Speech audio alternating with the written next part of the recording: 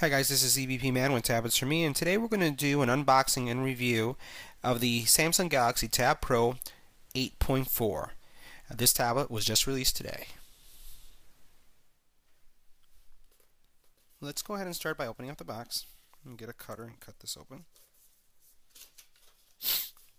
Okay, slide it open, and the first thing we find is our Samsung Galaxy Tab Pro. It's an 8.4 inch tablet. We'll compare it to the 8 inch in a couple seconds, but let's see what's in the box. First we have is our tablet, and we'll take a look at this tablet in a couple minutes.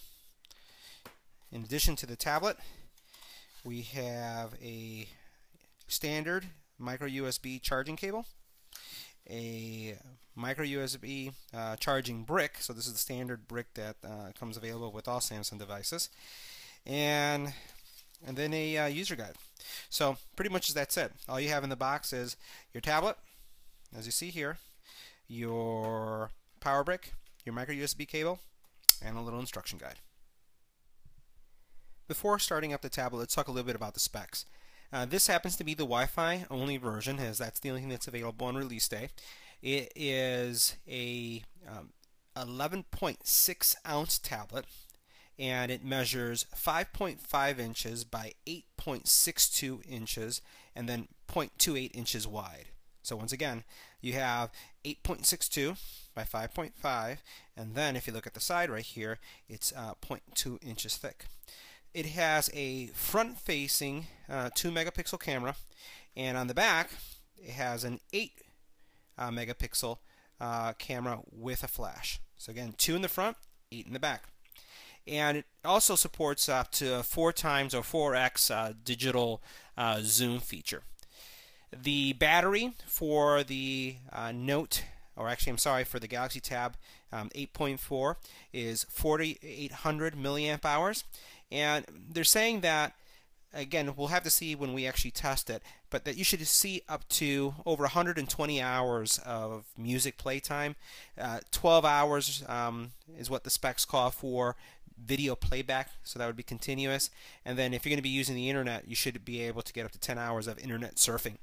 It comes with 2 gig of RAM and then 16 of ROM. And again, basically that's just what the operating system supports, and for content that you can actually place on the device. So processing RAM of 2, 16 that's shared by the actual operating system, as well as the storage that you'd have available.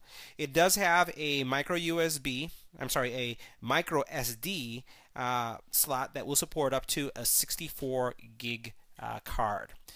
And if we were to think about the support, this is still, and you can tell right here, this unfortunately is still USB 2.2. So it's not USB, I would say 3.0. And if we were to compare that right here, you'll notice this is a Galaxy Note, and the Note 3 has these this very wide micro USB port, and this indicating that this is a 3.0, and as I mentioned with this one, which is surprisingly, this is only a 2.2.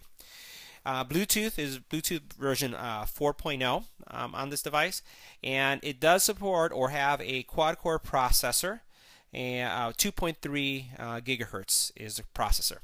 Now the story, and we're going to see this in a couple seconds once we start this up, is really the screen.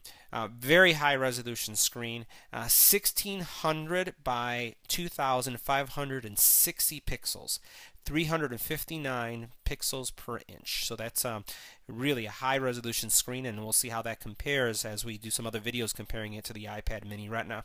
And the technology, for those of you who are interested, first of all, the screen is an 8.4 inch diagonal, and it's something that's called WQXGA.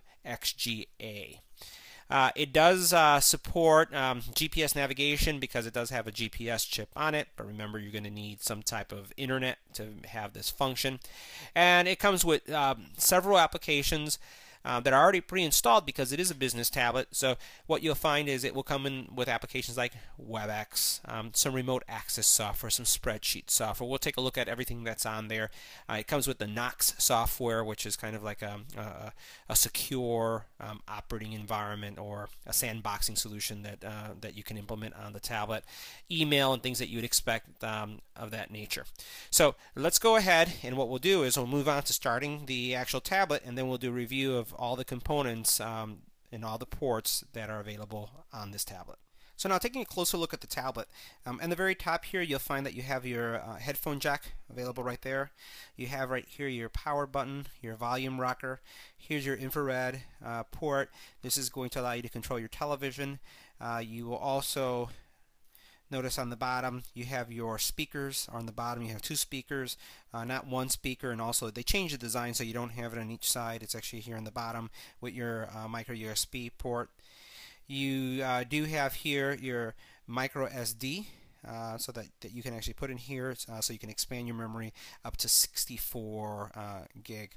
On the front you have your camera, and then this is just a sensor that's available. It does have a button here which is your home button, and it does have at least controls here, your back and your menu button here. That's pretty much it. There isn't really much else that we can highlight. The back of the tablet, the camera with the flash that I mentioned earlier, does have that fake leather look that Samsung has been implementing in a lot of the phones and the tablets. How important this is, or some people are turned on or turned off by it, it really, to me, it doesn't really matter because I normally keep my tablets in a case. So that's the hardware. Now let's look at starting up the tablet. So first thing I'm going to do is press and hold the power button. There should be some power on it. And here you got your message that you have, it's obviously starting up. Let's move this out of the way. We got Samsung. We have a startup with music, which we see on some phones today. And we're now in the setup process. That was pretty fast in comparison to some of the other ones that I've set up. So I'm going to go ahead and hit next. I'm going to leave it at English. And I'm going to set up my Wi-Fi. Alright, so I've already connected my Wi-Fi. It's looking at my time zone, the date and the time. I'm going to go ahead and hit next. License agreement. Not many of us read this stuff, but I don't know if there's anything else that we have to check. I'm just going to say yes. Hit next. Do you have a Google account? The answer is yes. I'm going to go ahead and put in my Google information, and we'll continue with the startup. Alright, so I've added my Gmail account.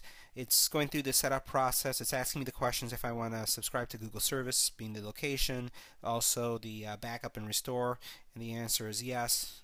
So I'm going to go ahead and let it continue with its setup. So once I put in my information as to who's the owner of the device, the next step in the process is actually setting up your Samsung account. I already have one, so I'm going to go ahead and sign in using my Samsung account. Samsung also has a backup and restore functionality. I'm going to go ahead and opt into it so that we can learn more about it. There's really nothing there to restore. Now, one neat feature here is that because this is considered a business device, it will allow you to create or sign into your Dropbox and get a 50 gig account for up to 2 years, as you can see there. I have one. I'll go ahead and sign in. Now, one thing that you'll experience as I was doing the setup, I was registering my Samsung account. Immediately it detected that there's an update that's available. So I'm going to go ahead and do the installation of the update. It's 14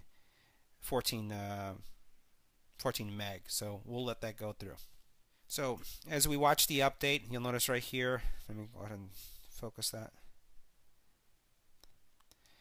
It is doing some type of software update. This is supposed to be running the most recent version of Android, so it's supposed to be KitKat, but you'll see that there is an update available. So as soon as you get your tablet, you'll see that update process kick in. So it finally, we're at the point where we can actually use the tablet. It wasn't really that bad. All I had to do was install a couple things, or actually not install, but set up again my owner information. I had to select my network so I didn't have to rekey that or put in the passcode, or my Gmail account and remembered it. It looks like right now it's doing a lot of updates, so we'll just let it go ahead and go through and do the updates that it needs to do, and then we'll play with the tablet and see what's changed. There is a new view that we can talk about a little bit later, what that view is and what's changed. You'll notice that this view that you see here is what we'll go in further detail. So this is our standard view, and then this is kind of the new view that they have, that's more like a flipboard type of approach. So we'll play with the tablet, and then I'll be back either later on tonight or tomorrow to give you an update.